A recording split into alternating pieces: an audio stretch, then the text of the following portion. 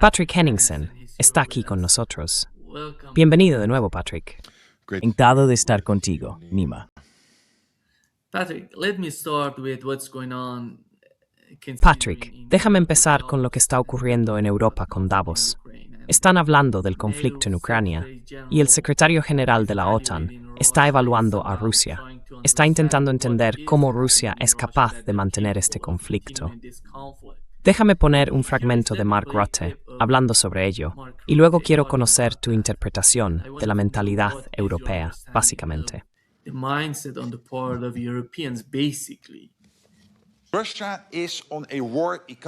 Rusia está en una economía de guerra. Dedican el 40% del presupuesto estatal a la defensa, unos 200.000 millones al año, con una capacidad de gasto de 200.000 millones debido a la estructura de su economía, lo cual es mucho más de lo que podemos hacer en Europa. Así que realmente tenemos que estar atentos. Sí, hoy podemos defendernos, pero tenemos que cumplir con nuestros compromisos, no por Donald Trump. Sí, eso equilibra con Estados Unidos lo que los mantiene dentro, sino sobre todo porque tenemos que defendernos. Alex, te quiero, pero no estás produciendo lo suficiente. Tu base industrial de defensa tiene que aumentar su ritmo y lo sabes, así que por favor dedica tiempo a eso. Y esto es cierto para todo el territorio de la OTAN.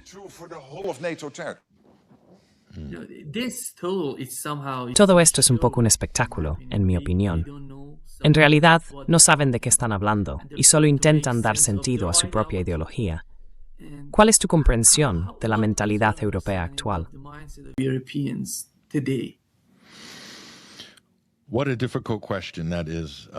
Qué pregunta tan difícil, Nima. Muchos mirarán atrás en la historia y debatirán esta cuestión fundamental. ¿Qué pasa por la mente de los europeos? Creo que ante todo, debemos separar al público europeo de las élites políticas europeas. No estoy diciendo que muchos europeos, especialmente la clase media, la clase directiva, la clase burguesa, los académicos, no estén adoctrinados. Están fuertemente influenciados por la propaganda en toda Europa, y creo que eso ha sido así desde hace bastante tiempo. Sin embargo, creo que existe un reconocimiento general, a nivel de la calle, de que no hay absolutamente ningún deseo de ir a la guerra, ni de prepararse para ir a la guerra contra Rusia. Creo que la mayoría de la clase trabajadora lo entiende, y eso se refleja en muchas encuestas. Se ve la división entre Alemania del Este y del Oeste en ese tema, y podría decir lo mismo de otros países también. Pero, ¿qué está pasando en Davos?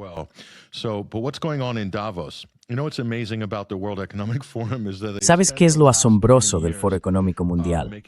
Que pasaron los últimos 20 años hablando de verde esto, verde aquello, clima esto, clima aquello, y luego han cambiado completamente de rumbo y se han volcado hacia la guerra, básicamente hacia una economía de guerra.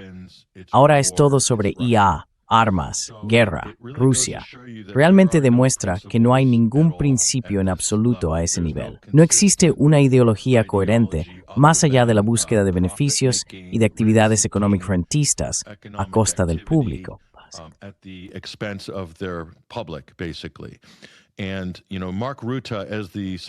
Y ya sabes, Mark Rutte, como secretario general de la OTAN, es un ejemplo perfecto del tipo de burócrata que se coloca en ese puesto, muy parecido al anterior, que básicamente era un banquero, Jens Stoltenberg. Y tienes banqueros al frente de los principales estados europeos. Emmanuel Macron es un banquero. Friedrich Merz, un banquero. Así que los banqueros están al mando prácticamente en todos los grandes estados europeos. ¿Y qué tipo de ideas o soluciones tienen para sus poblaciones? Ninguna. Están vendiendo esta idea de los buenos empleos en defensa. Están basando el crecimiento económico en el gasto en defensa. Esto es keynesianismo militar. Antes, era la economía verde sostenible.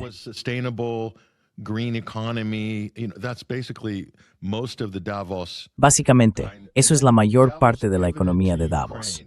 Luego, Davos giró hacia Ucrania y se convirtió en una plataforma de postureo moral para Zelensky y la causa ucraniana, y así sucesivamente. Y ahora está completamente volcado en preparémonos para la guerra con Rusia.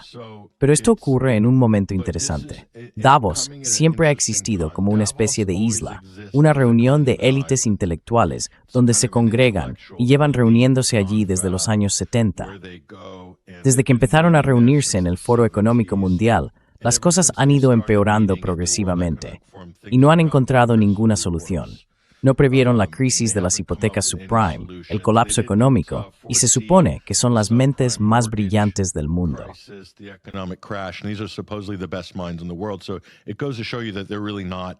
Así que esto demuestra que en realidad no están ahí por las razones que dicen, que es el bien común del pueblo.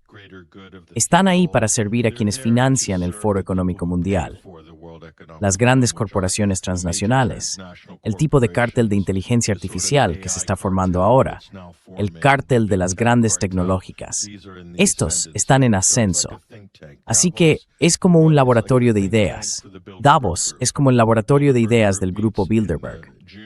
El Grupo Bilderberg se reúne en junio, y eso sirve para que las grandes industrias tomen decisiones, consoliden el sector, y luego traduzcan eso en influencia política para mantener ese cártel. Así que es una especie de sistema autorreproductor y replicante que tienen. Este es el laboratorio de ideas.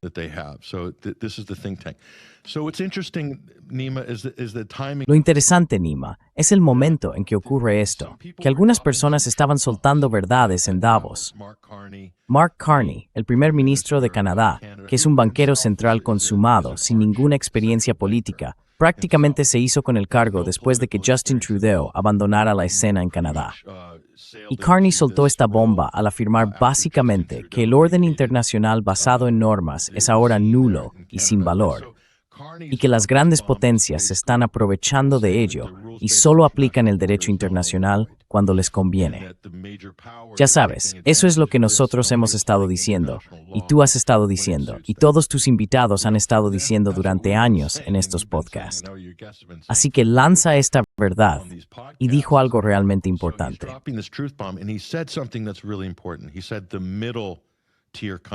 Dijo los países de nivel medio, las potencias de nivel medio. Así que ahora está identificando, y este es el cambio fundamental, Nima, porque antes, todos estos países de nivel bajo y medio, me refiero a los estados europeos individuales, siempre se habían apoyado en la retaguardia, a la saga de Estados Unidos. Así que toda la influencia, cuando ves a los líderes europeos reunirse, y ves a Mette Frederiksen de Dinamarca y a Kaja Kallas de Estonia, que son en cierto modo países de segundo nivel, en algunos casos de nivel inferior, con una población de unos 3 millones de personas en Estonia, creo. Y están ahí sentadas utilizando esta gran plataforma de la UE o esta gran plataforma de la OTAN para intentar presionar a países como Rusia y China. Pues bien, no tienen ninguna influencia en absoluto.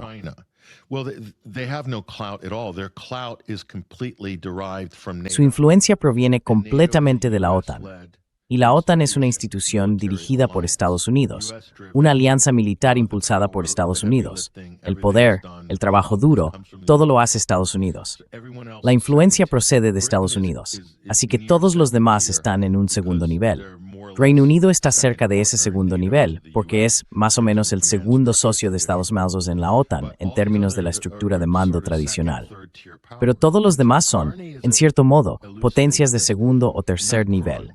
Y Carney ha señalado esto. Macron también está haciendo comentarios similares ahora porque se están dando cuenta, con Estados Unidos y con la administración Trump, de que esta idea de que existe suficiente confianza entre los socios de la OTAN, suficiente acuerdo, suficiente reconocimiento de la soberanía de otros países, simplemente no se sostiene.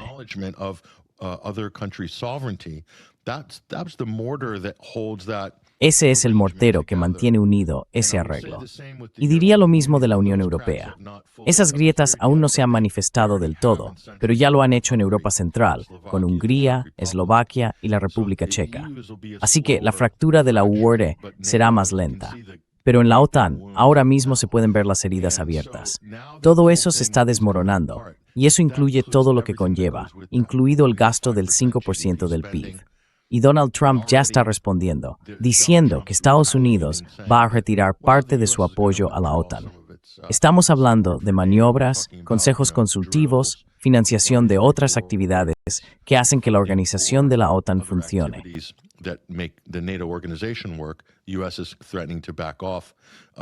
Estados Unidos está amenazando con retirarse de algunas de estas cuestiones.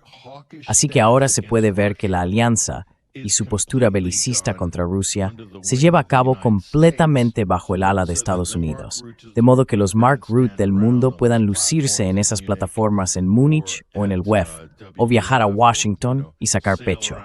Lo hacen con Estados Unidos detrás de ellos, actuando como el matón con el gran garrote. Si Estados Unidos no respalda a Europa y a sus socios europeos, entonces no son más que un conjunto de países pequeños y débiles que tradicionalmente no logran ponerse de acuerdo en nada.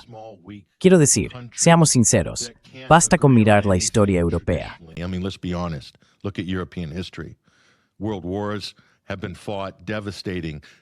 Se han librado guerras mundiales, masacres devastadoras de poblaciones civiles, por disputas insignificantes de carácter realista, monárquico o etnotribal, o por la apropiación de pequeños territorios y cosas por el estilo.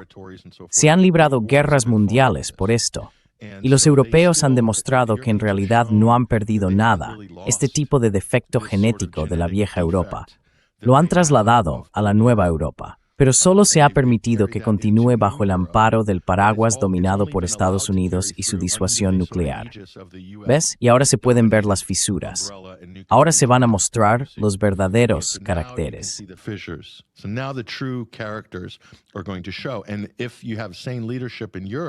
Y si en Europa hay un liderazgo sensato, se verán obligados a ser realistas y actuar con racionalidad, ahora que Estados Unidos ya no es la sombra dominante sobre todos los asuntos de política exterior europea.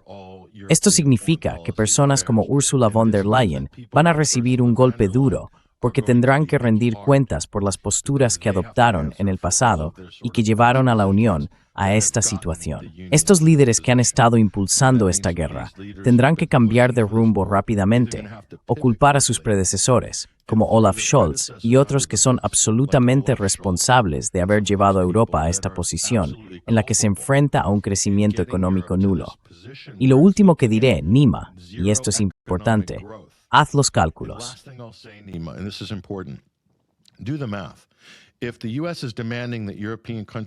Si Estados Unidos exige que los países europeos gasten el 5% de su PIB en defensa de la OTAN, entonces, si normalmente habrían tenido un crecimiento económico del 3% al 5% antes de la guerra de Ucrania, o en tiempos normales, un crecimiento económico agregado del 0% significa que el gasto relativo al PIB es mucho mayor que el 5% en comparación con el rendimiento económico anterior.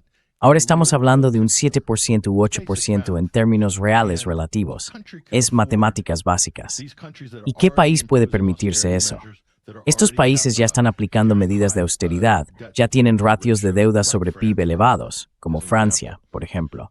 ¿Cómo pueden permitirse gastar en términos reales entre el 7 y el 8% de su PIB en defensa, contra una amenaza que solo se convirtió en tal porque Estados Unidos dio un golpe de Estado en Ucrania en 2014? Esa fue la chispa que se convirtió en un incendio. Y ahora, Estados Unidos exige que gasten y compren armas a ellos. Es un negocio de protección, la OTAN, dirigida por Estados Unidos. Ahora la gente puede verlo. Solo estoy esperando a que los líderes europeos sean honestos sobre lo que este acuerdo ha sido durante años.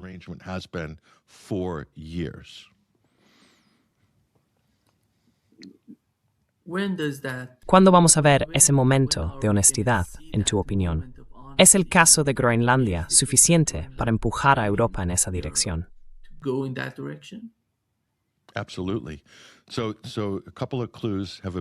Absolutamente. En las últimas semanas han aparecido un par de indicios que me parecen significativos. Uno de ellos es que los primeros ministros y presidentes de Italia, Alemania y Francia, sus gobiernos, se han acercado a Bruselas y están pidiendo nombrar un enviado especial a Moscú. Quieren reabrir las relaciones diplomáticas, o al menos los canales oficiales de diálogo, con Rusia. Eso es interesante. Bien, entonces, Meloni, Macron, Scholz, si ese es el caso, supone un cambio radical respecto a donde estábamos en los últimos 3 o 4 años, 4 años ya, en febrero, con el conflicto de Ucrania. Así que ese es un indicio importante. El otro indicio es que esto está ocurriendo al mismo tiempo que Estados Unidos ha tenido una división visible con Europa sobre la dirección de las negociaciones en torno a Ucrania.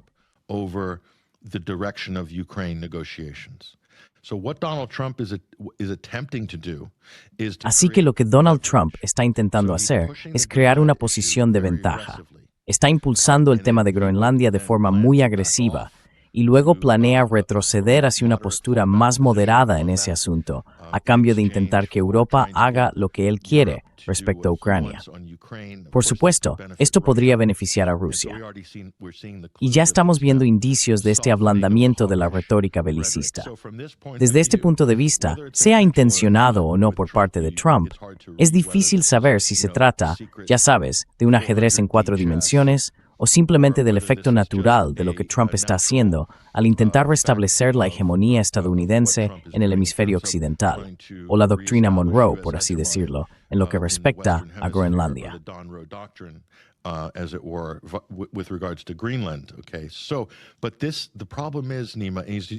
Pero el problema es, Nima, que está haciendo lo mismo con la Junta de la Paz. Necesita hacer que la Junta de la Paz en Gaza funcione.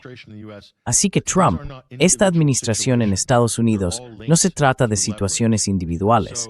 Todas están vinculadas a través de la influencia. Alemania ya ha expresado dudas sobre la Junta de la Paz, diciendo que tiene enormes implicaciones para el derecho internacional. Ahora ha despreciado a Macron en lo que respecta a una invitación. No creo que los franceses estuvieran muy interesados en unirse, por razones similares a las que Alemania está cuestionando. Pero Rusia también ha retenido su respuesta sobre la invitación, al igual que China. China ha sido invitada, pero los chinos están revisando la situación y aún no han respondido.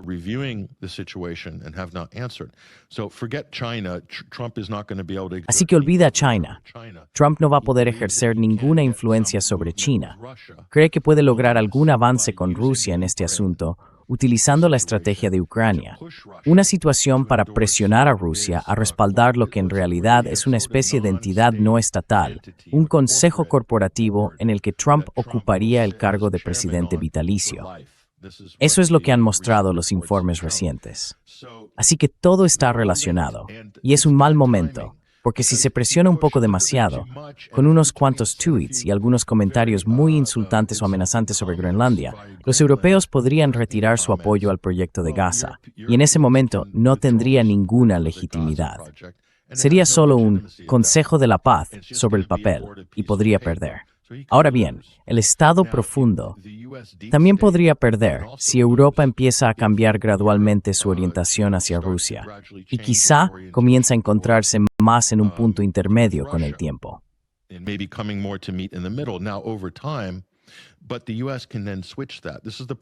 Pero Estados Unidos puede cambiar eso. El problema con Trump es que puede subir el tono, bajarlo y luego volver a subirlo, quizá para congraciarse con algunos de los sectores más belicistas de Europa. El Reino Unido, por ejemplo, siempre está dispuesto a hablar de una guerra contra Rusia. Siempre se mantienen al margen porque, especialmente después del Brexit, sienten que pueden desempeñar ese papel con seguridad desde fuera de Europa, mientras empujan a Europa y a Estados Unidos hacia una confrontación militarizada con Rusia. Pero la cuestión, Nima, es que esto puede romperse. Puede romperse de varias maneras. ¿Qué mantiene unida toda esta ilusión de este contra oeste? Ahora es muy débil, muy débil. Y la gente empieza a ver a través de la fachada con la que ha tenido que convivir durante décadas en lo que respecta a Estados Unidos. Esa es la otra cuestión.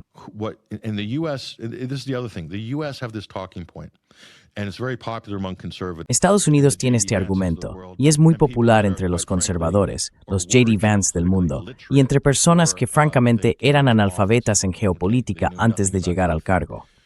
No sabían nada de nada. Y ahora dicen que Europa nos ha estado estafando. Que Europa nos ha estado estafando. Ya has oído ese argumento. En realidad, es justo al revés. El acuerdo posterior a la Segunda Guerra Mundial entre Europa y Estados Unidos siempre ha sido en beneficio de Estados Unidos. Sí ofreció cierta estabilidad y permitió que algunos mercados se desarrollaran. Alemania es un buen ejemplo de ello. Pero el inconveniente para Alemania fue que su economía y su política exterior nunca fueron realmente... No lo son en realidad. Están bifurcadas. Básicamente están bifurcadas.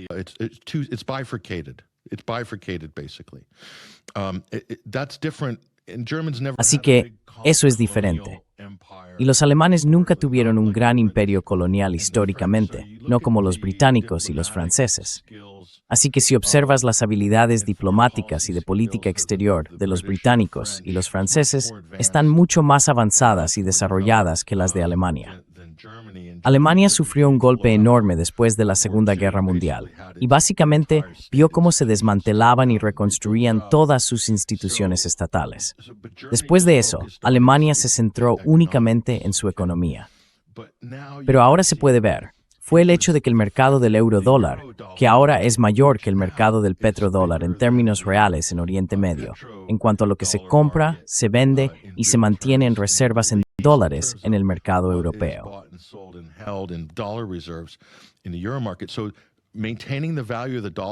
Así que mantener el valor del dólar como moneda de reserva mundial permite a Estados Unidos gastar con déficit y tener un presupuesto militar de 1,5 billones de dólares, y luego imponer ese cumplimiento a nivel global mediante el poder duro.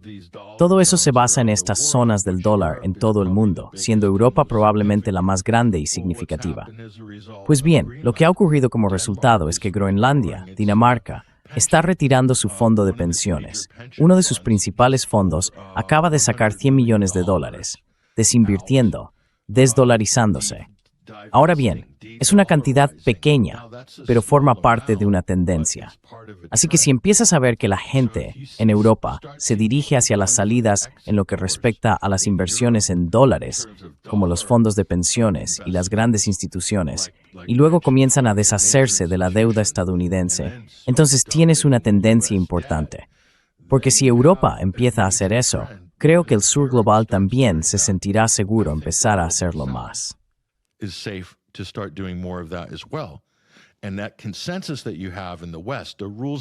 Y ese consenso que existe en Occidente, el orden internacional basado en normas, se sustenta en última instancia en la cooperación y la confianza entre esas potencias de primer nivel del G7. Y Trump lo está destruyendo por completo.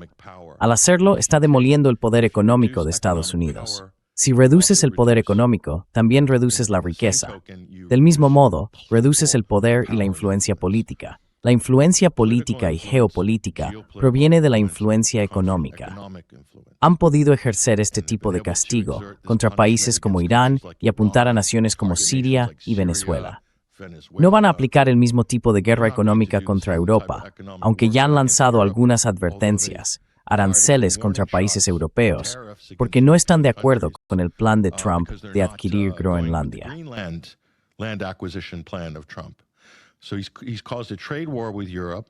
Así que ha provocado una guerra comercial con Europa, en un momento en que Europa ya está haciendo sacrificios por Estados Unidos, comprando su GNR a precios exorbitantes después de que, muy probablemente, Estados Unidos volara el gasoducto Nord Stream. Fue una operación dirigida por Estados Unidos y probablemente por otros países de la OTAN. Pero Europa ha tenido que hacer grandes sacrificios, por lo que en realidad es una agenda geopolítica y de política exterior dominada y dirigida por Estados Unidos. Y ahora llegan más castigos desde Estados Unidos. Y en algún momento se alcanzará un punto de ruptura, incluso para los europeos. Creo que ahora estamos viendo dónde están esas líneas.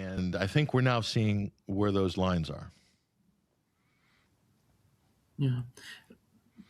Patrick, I think you've mentioned how Patrick, creo que has mencionado cómo Alemania es diferente de Francia y del Reino Unido en cuanto al colonialismo y las experiencias que tuvieron anteriormente.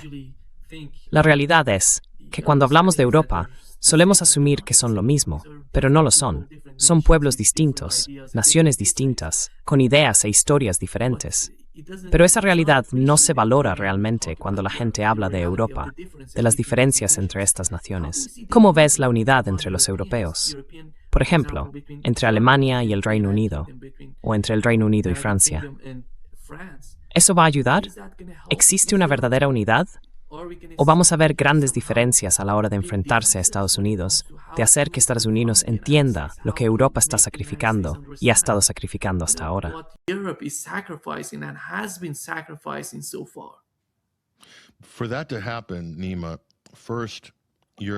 Para que eso ocurra, Nima, primero los líderes europeos tienen que ser honestos y sincerarse con su gente.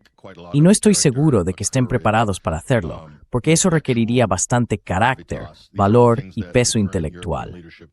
Todas estas son cualidades de las que carece el liderazgo europeo actual, porque se ha promovido un nivel de mediocridad durante esta especie de era unipolar en Europa.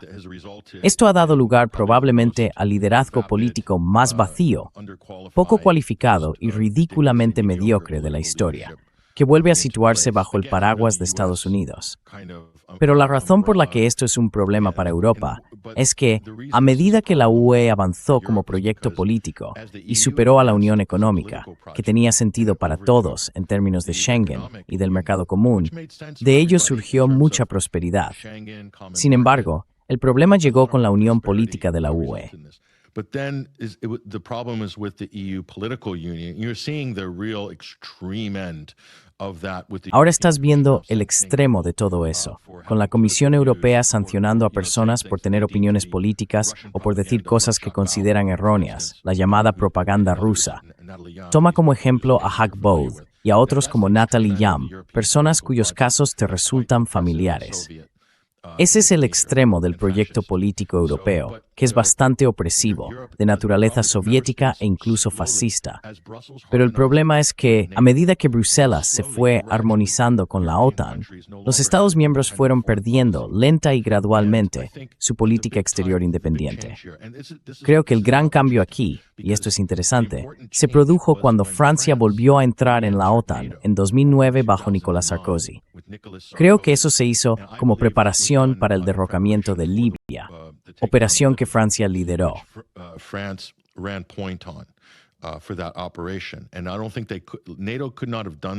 Y no creo que la OTAN hubiera podido hacer eso sin los franceses, en mi opinión, ni haber tenido ese nivel de apoyo en Europa, y también teniendo en cuenta los juegos militares y políticos que se estaban desarrollando entre Francia y Libia antes de aquello. Así que fue un gran cambio. Francia tenía una política exterior independiente. Estuvo fuera de la OTAN hasta 2009. Y ahora se puede ver que esta semana una diputada francesa ha lanzado una petición para que Francia se retire del mando central de la OTAN. Se trata de Clémence Guettet, una diputada francesa que presentó la petición esta semana. Puede que aún no tenga consecuencias significativas, pero algo así habría sido impensable hace solo 6 meses o un año. Y ahora aquí está.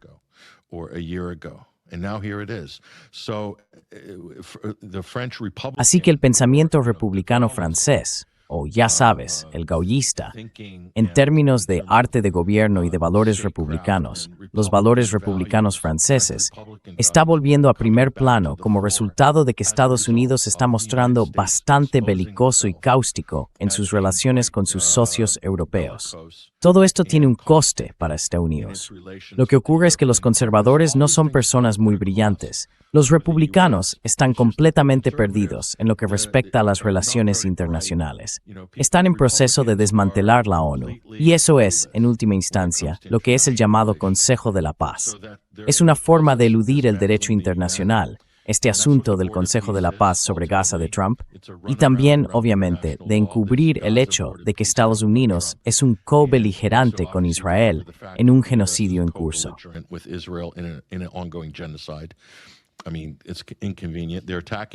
Quiero decir, es incómodo.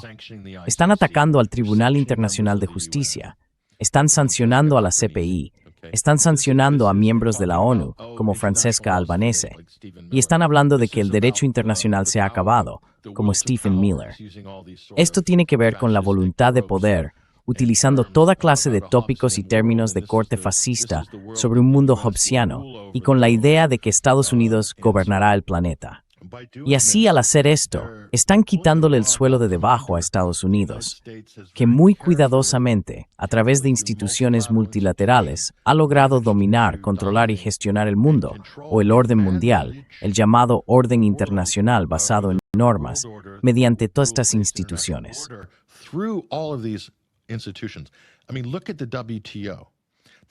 Quiero decir, mira la OMC. No parece un mal acuerdo en este momento, ¿verdad? Pero se permitió que básicamente se desmoronara y nadie respondió de inmediato a las guerras arancelarias iniciales de Trump, ¿no? Si lo analizas, ves que está creando caos, incertidumbre en los mercados, está generando esta inflación en varios países que están en el lado equivocado de estas guerras arancelarias. Así que de repente, la OMC parece este gran bastión de estabilidad. Y entonces, ¿por qué creamos esta institución en primer lugar? Hubo una prosperidad global sin precedentes como resultado de la armonización del comercio durante los últimos 30 o 40 años.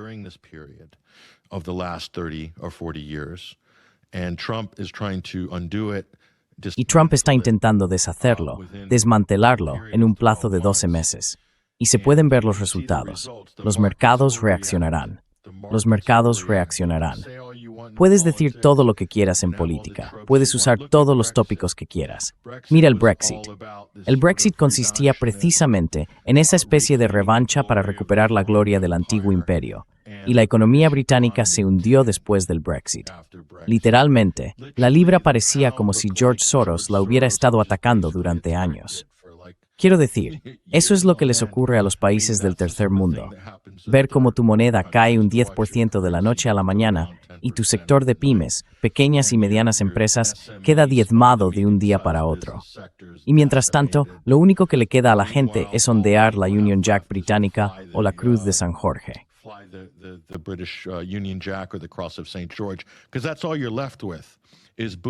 Porque eso es todo lo que les queda, los boomers ondeando esas banderas. Es lo mismo en Europa. Están ondeando una vieja bandera de hegemonía y dominio europeos de los últimos 1000 años. El problema es que la mitad del mundo ya ha pasado página.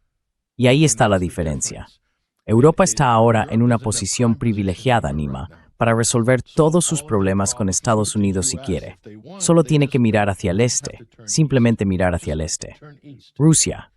Soluciones. China, soluciones. Y en ese momento podrían decirle a Trump y a Estados Unidos que se las apañen.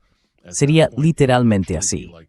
Pero están tan entrelazados en muchas de esas agendas y acuerdos que en última instancia han sido contraproducentes para Europa.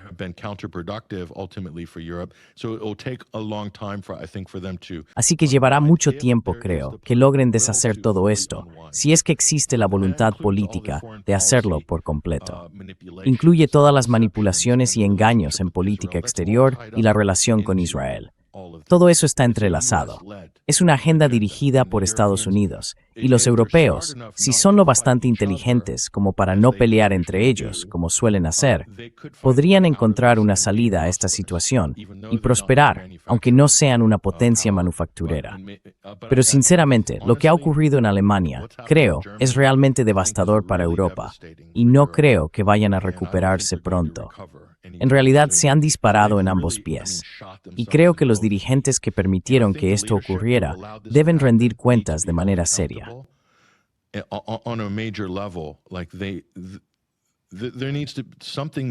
Europa necesita una corrección política.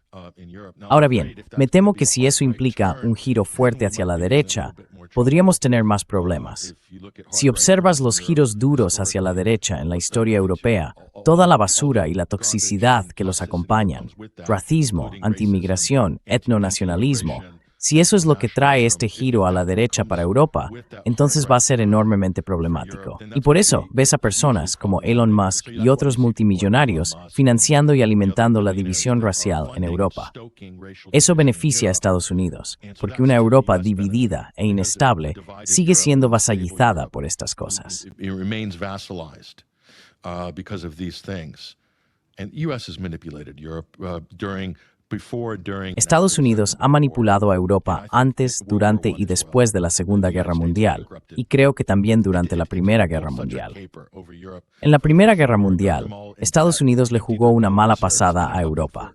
Los endeudó a todos, vació sus reservas de oro que acabaron en Fort Knox y se convirtió en una potencia mundial a costa de que los europeos se mataran entre sí por ¿qué exactamente? Así que estos viejos patrones y hábitos siempre han estado ahí y ahora se están viendo una vez más. Es la clase capitalista, supercapitalista, financiera estadounidense que sigue queriendo aprovecharse de Europa, y los europeos siendo tan estúpidos y tan obsesionados con sus pequeñas disputas étnicas heredadas como las que existen entre Europa Occidental y Europa Oriental, entre el Sacro Imperio Romano y el Oriente Bizantino Cristiano Ortodoxo. And the Orthodox Christian Byzantine East. You can see these fissures are still there. Puedes ver que esas fisuras siguen ahí. Y Estados Unidos se ha vuelto tan hábil, como lo fueron los británicos durante tantos años, en aprovechar esas diferencias. Estados Unidos cree que todavía puede seguir jugando a ese juego, y al hacerlo, mantener su imperio global, pero a costa de los pueblos a los que dice considerar sus hermanos, Europa, o la Europa Blanca, o como se quiera llamar. Pero ahora se pueden ver las heridas abiertas, volviendo a mostrarse. Así que Europa tendrá que decidir si va a tomar un nuevo camino constructivo hacia adelante o si va a recaer en los viejos hábitos. Ya veremos.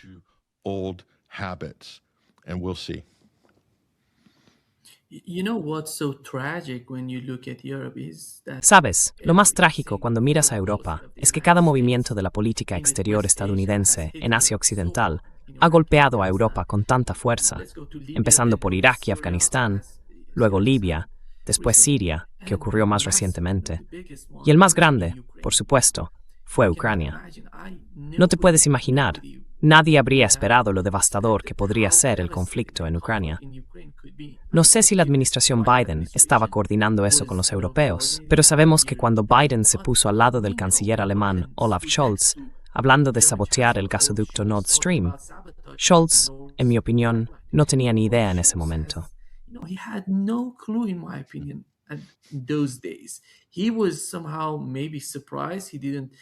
Quizás se sorprendió, no reaccionó a lo que dijo Joe Biden, pero Alemania estaba, de algún modo, en medio de algo que estaba a punto de suceder.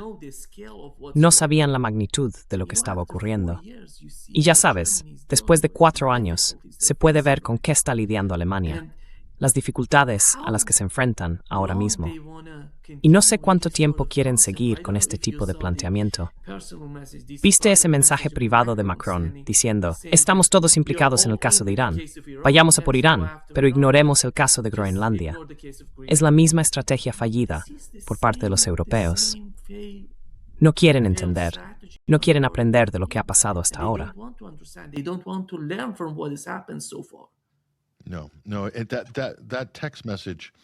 No. Ese mensaje de texto, no estoy seguro de quién lo filtró, si vino de Estados Unidos o de Francia, porque francamente no sé a quién deja en peor lugar, a un lado o al otro. Es difícil decirlo, pero creo que simplemente muestra la relación entre Estados Unidos y Europa. Como dijiste, estamos todos juntos en lo de Siria. Estamos todos juntos en lo de Irán. Tenemos al secretario del Tesoro de Estados Unidos, Scott Bassett, que ha salido abiertamente, diciendo en su video en X que publicó, así como en el Foro Económico Mundial, que está muy entusiasmado porque lograron colapsar la moneda y la economía iraníes, y que eso ha causado mucho sufrimiento.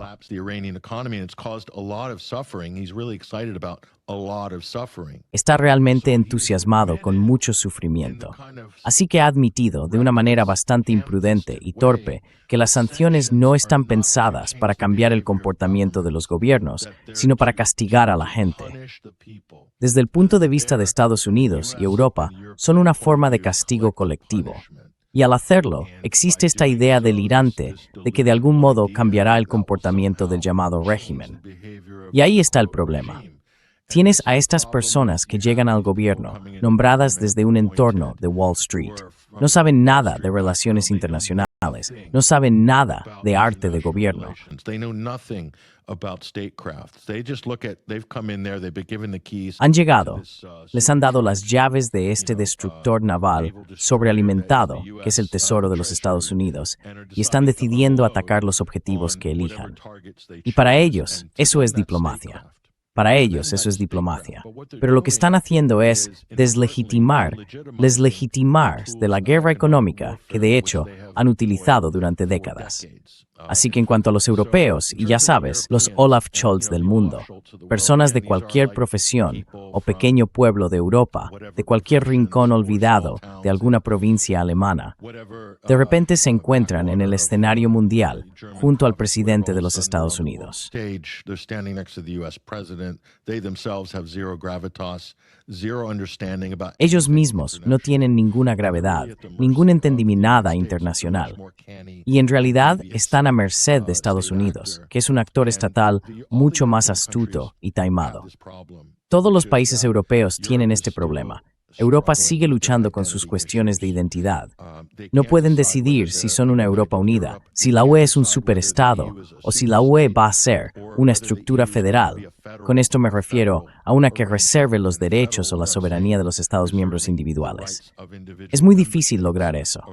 Quiero decir, ya es difícil, como se puede ver en Estados Unidos. I mean, it's already difficult, as you can see in the United States. Look at how Trump is attacking the state of Mira cómo Minnesota Trump by está deploying atacando al estado de 3,000 Minnesota, masked desplegando a paramilitary 3,000 soldados paramilitares enmascarados llamados ICE para ir a aterrorizar a los residentes de Minneapolis con el fin de montar una demostración política de fuerza. Así que ahora los estados se sienten neutralizados. No pueden resistirse al exceso de poder federal ni al abuso de la autoridad federal, porque los derechos de los estados en Estados Unidos se han ido erosionando a lo largo de los años mediante órdenes ejecutivas. Y han llegado a un punto en el que están completamente inmovilizados. Eso incluye la forma en que los medios de comunicación lo están informando a nivel nacional y demás. Europa tiene el mismo problema, y este siempre será un problema con la Unión Europea, porque en el fondo hay unas pocas docenas de países europeos completamente diferentes, con distintos idiomas en casi todos los casos, diferentes historias, diferentes contextos culturales, y se les ha obligado a encajar en este molde de la OTAN, por así decirlo. A mold, if you will. And Brussels doesn't really have a mold. It's trying to impose. Y Bruselas realmente no tiene un molde. Está intentando imponer algún tipo de marco sobre estos estados individuales, despojándolos de su capacidad de decisión en política exterior y en materia comercial y económica. Porque, a ver, ¿quién decidió que Europa iba a depender de la energía estadounidense? Quiero decir, eso no se votó, pero la gente lo está pagando. Lo están pagando económicamente, socialmente, y han hipotecado el futuro de los niños europeos. Sus futuras vidas adultas han sido hipotecadas por esta especie de clase de boomers, envejecida, obsesionada con acumular y proteger su propia riqueza personal, sus ahorros, ¿de acuerdo? Han condenado a las generaciones futuras a una mayor pobreza, a menos independencia y a menos libertad de expresión. Increased less independence, less free speech. They're handing them way to a technocracy. Básicamente, están entregándoselo a una tecnocracia. Y esto no está pasando por ningún tipo de proceso democrático.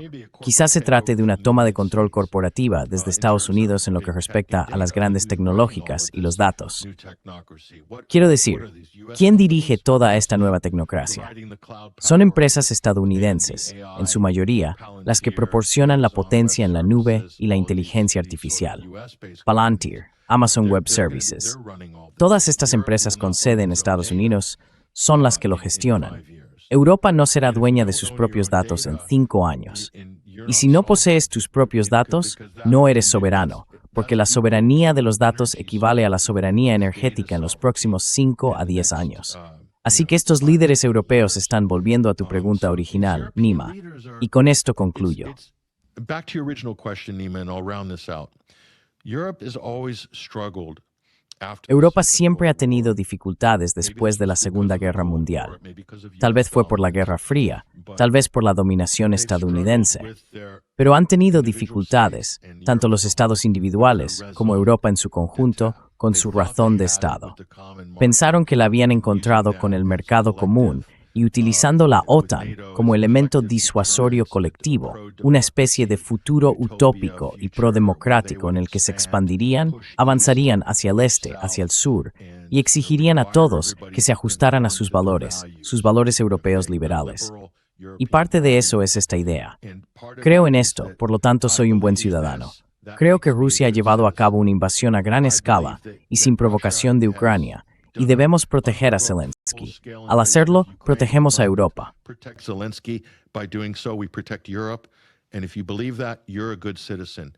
Y si crees eso, eres un buen ciudadano. Yo ondeo mi bandera de Ucrania frente a mi oficina en Europa, en mi ayuntamiento, en mi aldea, en mi pueblo. Somos buena gente. Así que, especialmente en un país como Alemania, se sobrecompensan, intentando expiar su sórdida historia de la Alemania nazi y todos sus pecados pasados. Ahora se ha vuelto tan perverso y tan depravado que están dispuestos a hacerlo hasta el último ucraniano. Quieren expiar y mostrar su virtud con tanta desesperación que están dispuestos a expiar sus pecados pasados hasta el último ucraniano y, peor aún, hasta el último palestino. Ahí es donde ha llegado Alemania, en su mentalidad. Y esto es, creo, una especie de defecto mental colectivo en un país como Alemania.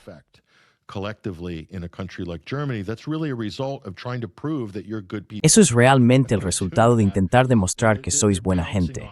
Y al hacerlo, están atacando a manifestantes en Alemania, personas que protestan por los palestinos para detener el genocidio de Israel. Están siendo golpeados en las calles de Alemania. Y esto es, una vez más, la sobrecompensación de Alemania. Al hacerlo se convierten de nuevo en los autoritarios que solían ser.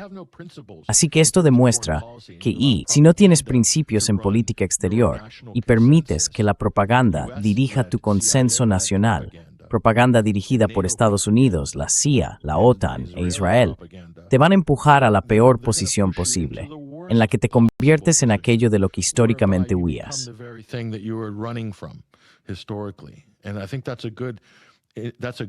Y creo que esa es una buena evaluación de la situación de Alemania. Y fue igual de tonto, y sorprendentemente tonto, que los finlandeses y los suecos permitieran que la campaña de miedo y propaganda en los primeros días del conflicto en Ucrania en 2022 los empujara a un referéndum emocional para abandonar su estatus de neutralidad y convertirse ahora en países de primera línea de la OTAN, lo cual no los hace más seguros, sino todo lo contrario. Y su razonamiento, bueno, necesitamos restablecer a Rusia.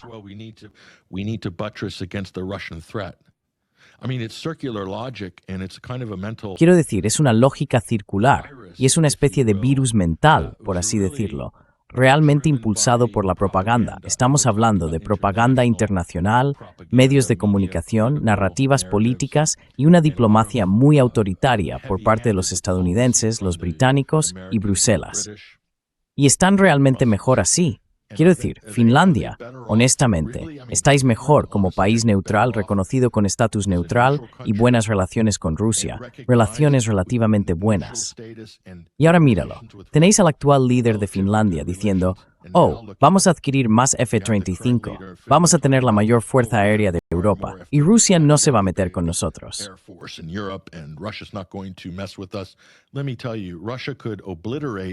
Déjame decirte algo. Rusia podría aniquilar todo lo que Finlandia tiene en términos de activos militares, ¿en qué? 48 horas, desaparecido.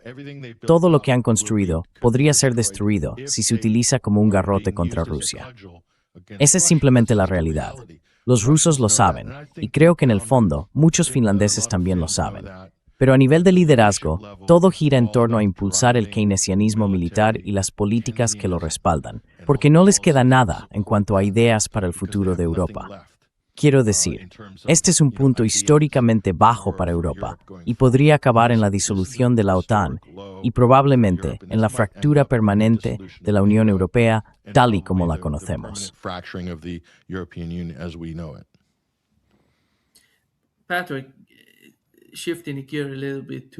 Patrick, cambiando un poco de tema hacia lo que está ocurriendo en Estados Unidos bajo la administración Trump. Tras un año, mencionaste el caso de Minneapolis y lo que está pasando con la administración Trump, intentando obligar a la gente a comportarse como ellos quieren. ¿Cuál es tu interpretación de la política de Donald Trump en Asia Occidental? Estuvimos al borde de una nueva guerra. Seguimos al borde de una nueva guerra aquí en Irán.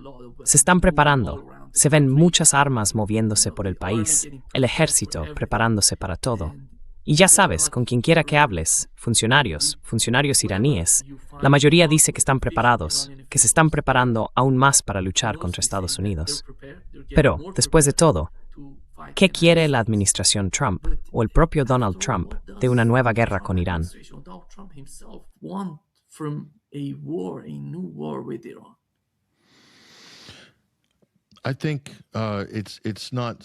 Creo que no se trata tanto de lo que quiere Trump, sino de lo que quiere Israel.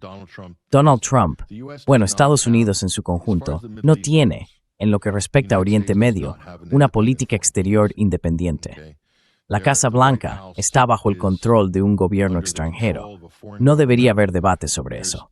Estados Unidos realmente no puede tomar una decisión ni dar un paso sin el visto bueno de Bibi Netanyahu, desde la oficina del primer ministro en Israel, que luego se expresa a través del lobby israelí y de la clase de multimillonarios en Estados Unidos. Y ellos son los que poseen al presidente.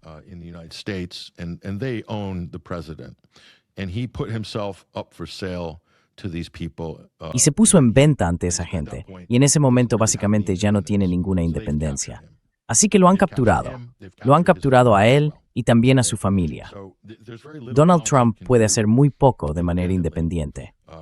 En cuanto a Irán, lo único que puede pasar es que haya un atisbo de lógica o sentido común en la cabeza de Trump y en su administración. Solo se verá realmente influido por consideraciones estratégicas. Por ejemplo, es el momento adecuado para atacar a Irán. Isaac Greenthing, deveríamos de que no más complemet, solconvencer tests, it's smart. Nuclear weapons? Should it only be conventional? These are the only things that can delay that. Estas son las únicas cosas que pueden retrasarlo. Ahora bien, retrasar no es malo, Nima. Retrasar sigue siendo algo positivo, creo, para todo el mundo, porque cuando se retrasa una agenda, significa que hay que recalibrarla. Las cosas cambian en el ínterin, de cara al futuro. Y las realidades políticas también pueden cambiar en Estados Unidos, igual que pueden cambiar en Israel. Así que Israel y Estados Unidos no son inmunes a las realidades políticas internas, del mismo modo que la presión que ejercen sobre Irán genera tensiones dentro de la sociedad iraní y de su economía política. Lo mismo ocurre con el efecto boomerang de las acciones de Estados Unidos e Israel.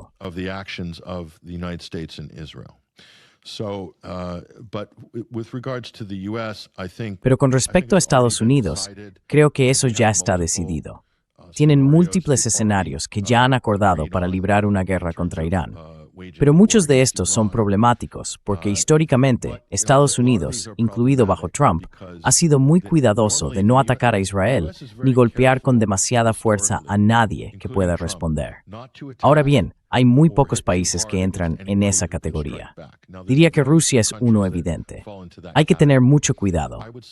Han llevado a cabo todos estos ataques encubiertos, muy engañosos, muy sucios y arteros. Lo que Estados Unidos y los británicos han hecho a través del régimen títere ucraniano, ataques con drones, intentando asesinar al presidente Putin.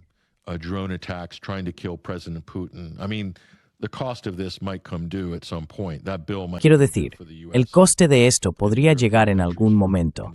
Esa factura podría llegar para Estados Unidos y los países europeos por haberse implicado en ese tipo de ataques terroristas sucios, intentos de asesinato y demás contra una gran potencia nuclear.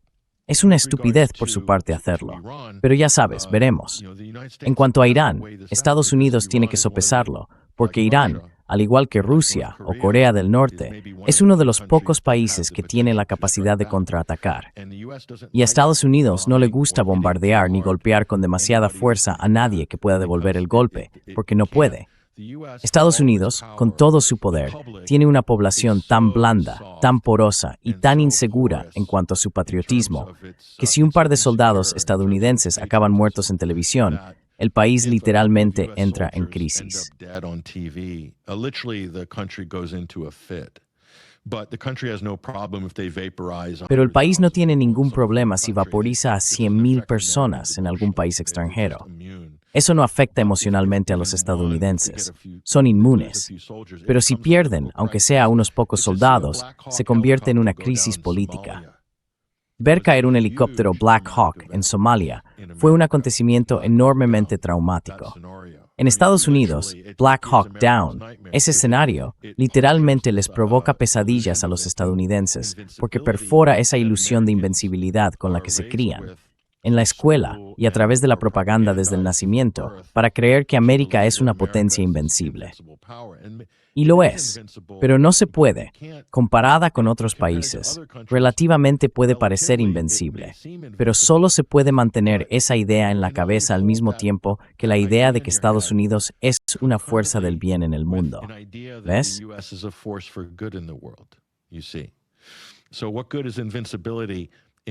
Entonces, ¿de qué sirve la invencibilidad en tu mitología nacional si no coincide con algún sentido de bondad en el mundo? Es decir, Estados Unidos es la ciudad resplandeciente sobre la colina, como dijo George A.W. Bush, 1000 puntos de luz. También necesitas eso, es la otra cara de la mitología. La administración Trump no cree en ese lado. Piensan que puedes ser una fuerza, pero no tienes que ser una fuerza para el bien, solo tienes que ser una fuerza, ¿ves? Y eso, en las relaciones internacionales y en la historia mundial, es el beso de la muerte para cualquier imperio. Desde ese punto de vista, no sé qué va a hacer Trump con Irán y Asia Occidental. Creo que podrían seguir jugando esta mano durante varios años más. Probablemente podrían realizar ataques periódicos a infraestructuras e intentos de decapitación del liderazgo contra Irán.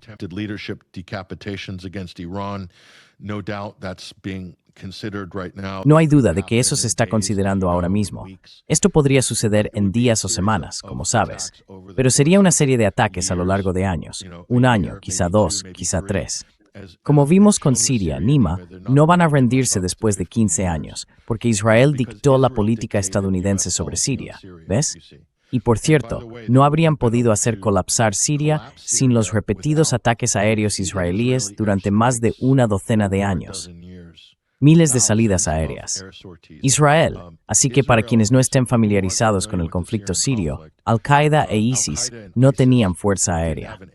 Israel fue de facto la fuerza aérea de Al-Qaeda e ISIS en Siria durante ese tiempo. Atacaban objetivos como si ISIS y Al-Qaeda tuvieran su propia fuerza aérea. Coordinaban con ellos.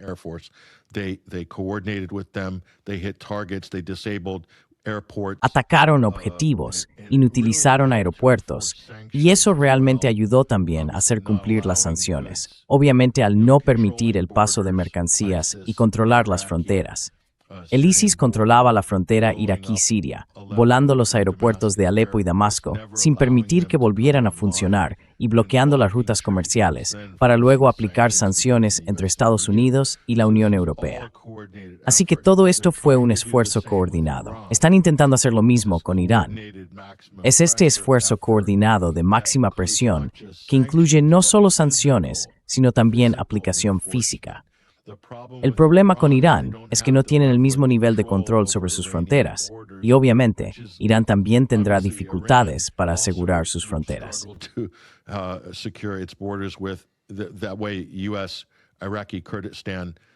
De ese modo, las facciones de Estados Unidos y del Kurdistán iraquí pueden utilizarlo como base de operaciones para atacar a Irán, así como a Azerbaiyán. Dicho esto, no se trata de Siria. Siria está muy contenida. Fueron capaces de estrangularla, de asfixiar a Siria, de castigar realmente a su pueblo, crear hambruna, robar su petróleo, robar su riqueza agrícola, cortar su energía y su electricidad. Pudieron hacer eso con Siria. No pueden hacerlo con Irán, así que no será una tarea fácil. Irán no es Gaza. Y creo que esto empieza a pesar en la mente de los planificadores de guerra en Estados Unidos, que en mi opinión han estado bastante eufóricos con ese tipo de subidón de dopamina al ver la carnicería en Gaza, lo cual ha entusiasmado a mucha gente en Estados Unidos.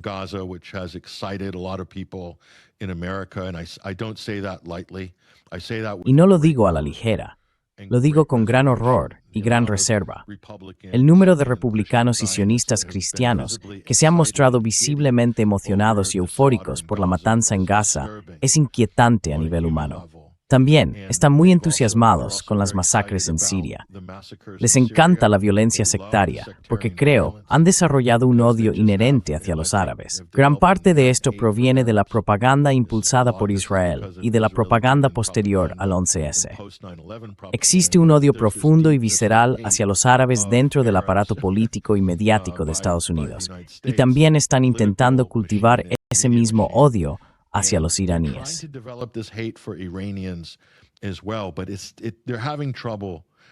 Pero están teniendo dificultades para hacer que funcione el mismo sistema de propaganda. Irán ha desconcertado a Occidente en muchos momentos distintos y los ha sorprendido. Es un sistema mucho más resistente.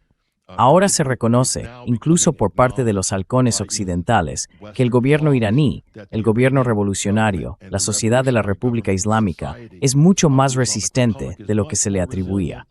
Pero llevamos años diciendo esto. Podríamos haber ahorrado mucho esfuerzo, dolor y sufrimiento. Entonces, ¿hasta dónde llegarán? Israel ha estado diciendo al público estadounidense que Irán es como Siria.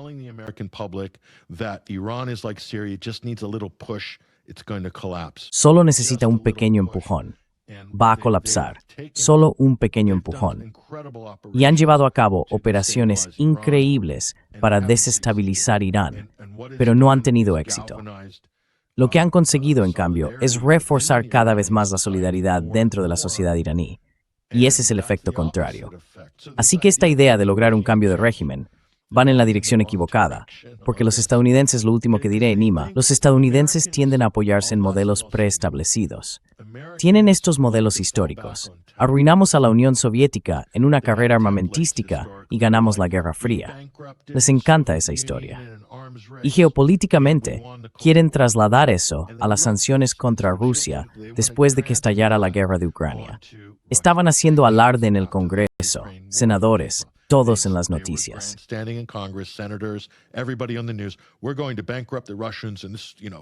Vamos a arruinar a los rusos y realmente vamos a hacer que paguen. Y Putin va a caer. Vladimir Putin está escondido. Tiene cáncer, tiene esto, tiene aquello. Realmente creyeron que podían usar el mismo modelo una vez más. Y con todos estos acontecimientos históricos, creen que las fuerzas aliadas quebraron la columna vertebral de la maquinaria de guerra nazi, lo cual es totalmente falso. ¿Sabes? Lo hizo el Ejército Rojo. El Ejército Rojo estaba prácticamente en Berlín cuando ocurrió el Día D. Así que se acabó. Pero en la mente estadounidense, europea y británica, el público y los políticos adoctrinados creen que las fuerzas aliadas asestaron el golpe mortal a los nazis, lo cual no es cierto.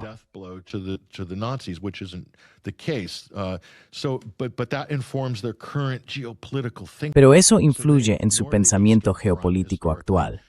Ignoran el Frente Oriental históricamente, y fíjate en lo que está ocurriendo ahora en el Frente Oriental, en los mismos lugares donde el Ejército Rojo quebró la columna vertebral de la Wehrmacht. Exactamente los mismos campos de batalla. La historia se repite, solo que esta es una historia que a la mayoría de la gente en Occidente no se le permite ver ni discutir y que nunca llega a ocupar un lugar destacado en la conversación. Creo que en realidad son víctimas de una arrogancia histórica, de ese tipo de arrogancia tradicional, porque están tan empapados de su propia propaganda en Occidente. Y creo que esto es un enorme hándicap, una gran discapacidad política para Europa, Estados Unidos y los Estados miembros de la OTAN. Por eso su política es disfuncional, por eso se está desmoronando y por eso siguen quedándose atrás.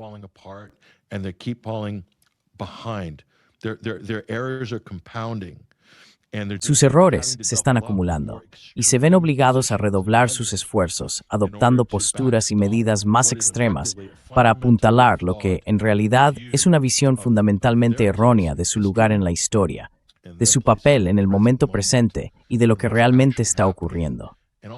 También están ignorando y despreciando la soberanía rusa e iraní. o la innovación y las capacidades de Irán y Rusia. Han pasado completamente por alto todo eso porque, una vez más, en Occidente la gente está fuertemente adoctrinada en la autoexaltación, creyendo que son los hegemones culturales y civilizacionales, y eso condiciona su forma de pensar. Lamentablemente, esto está moldeando la política exterior y la política económica, y creo que es un enorme error por parte de Occidente no reconocer las realidades del mundo cambiante actual.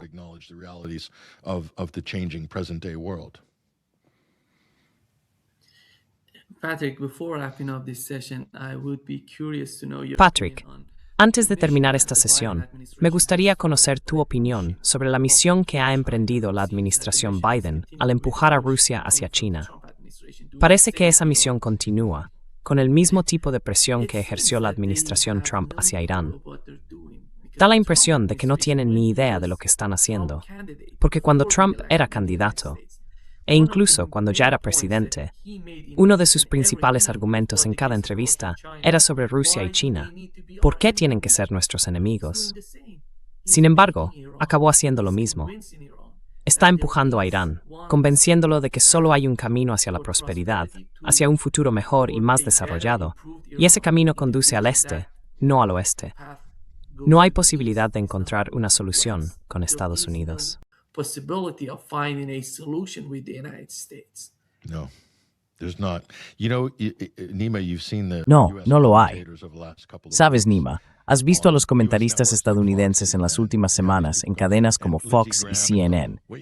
Tienes a esta gente que aparece, Lindsey Graham y otros, diciendo, queremos instaurar allí un régimen pro-estadounidense, que comparta nuestros valores y que ponga fin a la pesadilla de los mulás en Irán. Ese es su modo de pensar. Creen que pueden volver a americanizarlo. Y tienen a los representantes de Reza Pahlavi por todos los medios diciendo, el pueblo iraní se muere por la libertad y Pahlavi va a devolvérsela. Están fetichizando la historia. They're fetishizing history. And it's a fetish that's based on a kind of just Y es un fetichismo basado en una especie de falta general de respeto hacia cualquier otra civilización que existiera antes o fuera de la esfera occidental. Y de nuevo, esto se remonta a ese error fundamental, pero es algo más profundo que eso. Geopolíticamente no pueden, Estados Unidos y los países occidentales, la era colonial ha terminado. Ha terminado, pero en sus mentes no. En sus mentes no. Es un principio muy simple, Nima. Las civilizaciones o están construyendo, destruyendo o perturbando. Al final, desde hegemonía civilizacional europea, ahora norteamericano, originalmente europea, de los 1000 años, estas definen su war. Was defined by colonialism, and the colonial powers did build, but they build. Y las potencias coloniales sí construyeron, pero lo hicieron bajo un modelo extractivo que dirigía toda la riqueza, la prosperidad y la innovación hacia Europa, concentrándolas en Occidente. Y ahora siguen viviendo de ese poder y aprovechándolo en el siglo XXI, aunque hayan perdido muchas de sus posesiones coloniales y la capacidad de explotar y extraer. Aún lo hacen a nivel corporativo y creo que también a través de los bancos centrales y del dólar como moneda de reserva mundial, pero en mucha menor medida que antes. El problema es que no son capaces de construir. El sistema que han creado, colonial y neocolonial, es la antítesis de la capacidad de construir algo. It's antithesis of being able to build anything. Who's building? China's building. China's building. ¿Quién está construyendo? China está construyendo. China está desarrollando. El modelo de expansión económica de China es de asociación y beneficio mutuo, y no queremos admitirlo en Occidente, porque eso contrasta con nuestro modelo, que es explotador. Así que lo único que le queda a Estados Unidos, no pueden construir nada en Irán, no van a construir nada en Venezuela, es que estos son entornos hostiles para la forma en que Estados Unidos y sus aliados quieren hacer negocios en todo el mundo.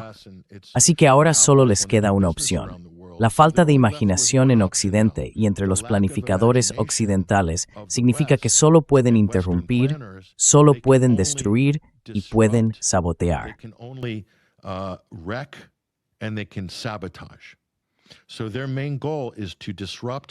Así que su objetivo principal es interrumpir, arruinar y sabotear la iniciativa de la Franja y la Ruta, porque la ven como un juego de suma cero, como si de algún modo solo beneficiara a China, cuando en realidad beneficia a Kazajistán, Azerbaiyán, Irak, Irán. Toda la región se beneficia de ello. Pero como no la controlan, sienten que lo único que le queda a la mentalidad occidental es destruir, sabotear, hacerlo estallar todo. Y son muy buenos en eso. Los estadounidenses y los británicos son muy buenos saboteando cosas, haciendo estallar refinerías, destruyendo infraestructuras. Es lo único que hacen ahora. Ya no tienen el apetito político para poner tropas sobre el terreno, al menos después de Irak. Ya veremos. Puede que redescubran ese apetito con Trump. Ya veremos.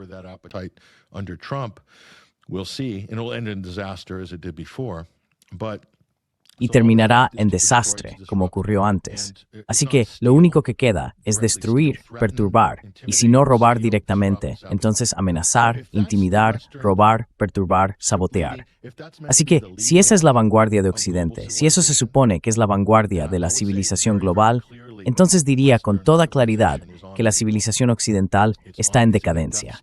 Está en una espiral de muerte, porque la civilización se basa en una visión del futuro, en la imaginación, y si su visión es destruir, sabotear, perturbar y matar, o someter, de lo contrario os aniquilaremos.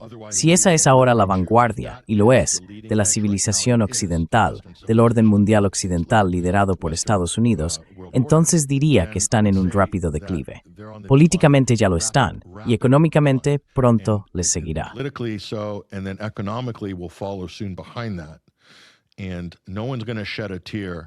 Y nadie va a derramar una lágrima si Estados Unidos entra en una catástrofe económica.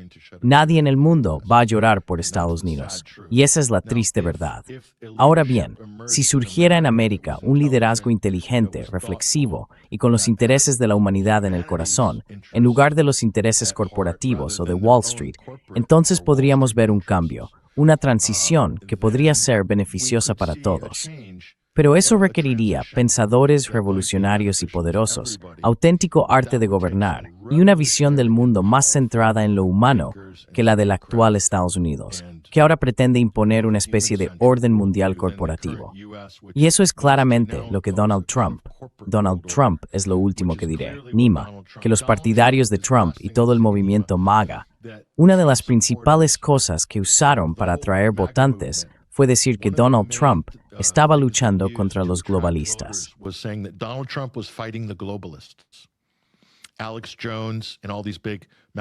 Alex Jones y todos esos grandes nombres, los globalistas. Trump está acabando con los globalistas. Los globalistas, los progresistas, utilizan el tema de lo woke como una especie de grito de guerra. Pero la realidad es que Trump es el globalista. Mira quién está detrás de Trump. Peter Thiel, Jeff Bezos, Palantir, Mark Zuckerberg, la tecnocracia, Elon Musk, todos tecnócratas, todos monopolistas corporativos, todos oligarcas que quieren eliminar los derechos individuales y crear un estado de vigilancia global. Israel es absolutamente globalista. Así que Trump, controlado por Israel, sin independencia, dirigido por oligarcas multimillonarios y billonarios, Trump es el globalista. Trump está acelerando la agenda globalista. Todo lo que ves en Davos, puede que digan cosas malas sobre Trump porque no les gusta el asunto de Groenlandia.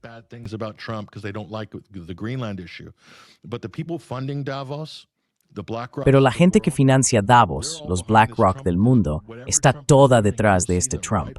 Haga lo que haga Trump, los verás justo detrás de él. Así que Trump es el globalista, es el catalizador de una toma de control corporativa global del planeta. Y no estoy exagerando, estamos alcanzando niveles de disparidad económica y brechas de riqueza que superan con creces cualquier cosa de la Edad Media, en cuanto a la concentración de la riqueza y la distancia entre los ultra ricos y los pobres. Y Donald Trump es el rostro de esa contrarrevolución. Esta es una contrarrevolución globalista contra el periodo de la Ilustración y contra cualquier avance democrático o republicano que la gente haya logrado en los últimos 500 años.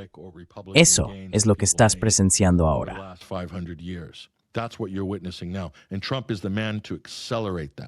Y Trump es el hombre que va a acelerar eso. Así que nuestro país va a despertar, oponerse a esto, darse cuenta de lo que está ocurriendo y recuperar su soberanía e independencia frente a ello. Y no ver a Irán como alguien a quien golpear en una especie de paliza colectiva por parte de la comunidad internacional, sino como alguien a quien apoyar, proteger y respetar. Eso vale para todos y cada uno de estos países de Asia Occidental y Asia. Y creo que hará falta que algunos países europeos se desmarquen de esto. Así que veremos con qué fuerza Trump y su administración presionan en algunos de estos temas. Podría generar un efecto dominó que tal vez socave otras áreas de actividad de Estados Unidos, como Irán. Ya veremos, pero será interesante.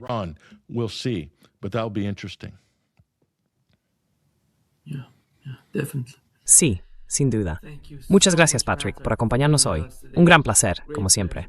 As always. Great to see you and Encantado de verte y saluda a todos nuestros excelentes colegas de los medios allí en tu maravilloso país. Claro, claro. Gracias. Muy bien. Thank you.